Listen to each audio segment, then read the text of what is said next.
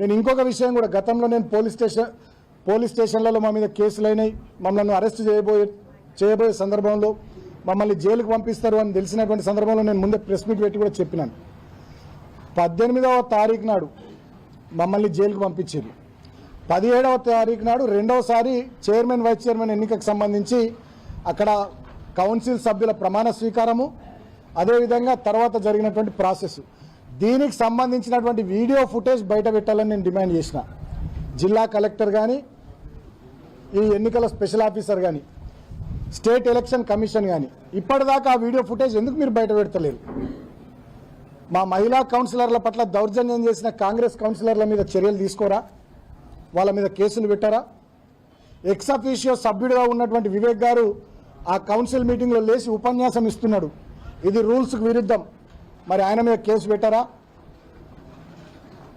మరి ఇక్కడ 144 సెక్షన్ ఉంది, ఇక్కడ గుంపులుగా తిరగొద్దు అని చెప్పి మమ్మల్ని రిస్ట్రిక్ట్ చేసినటువంటి మీరు మరి గుంపులుగా కాన్వాయ్లు వేసుకొని మంత్రి గారు పోయినరు, మరి వారి మీద కేసు పెట్టారా? మా మీద రాళ్ల దాడి చేసారు కాంగ్రెస్ వాళ్ళు, వీడియో ఫుటేజ్లు కూడా ఉన్నాయి, వీడియోస్ వచ్చినాయి మీ మీడియాలో, సోషల్ మీడియాలో విస్తృతంగా తిరుగుతున్నాయి. మరి కాంగ్రెస్ వాళ్ళ మీద కేసులు పెట్టారా? అంటే చట్టం కాంగ్రెస్ పార్టీకి చుట్టమైందా? చట్టం విశాఖ ఇండస్ట్రీస్కు, V6కు, వెలుగుకు, వివేక్కు చుట్టమైందా?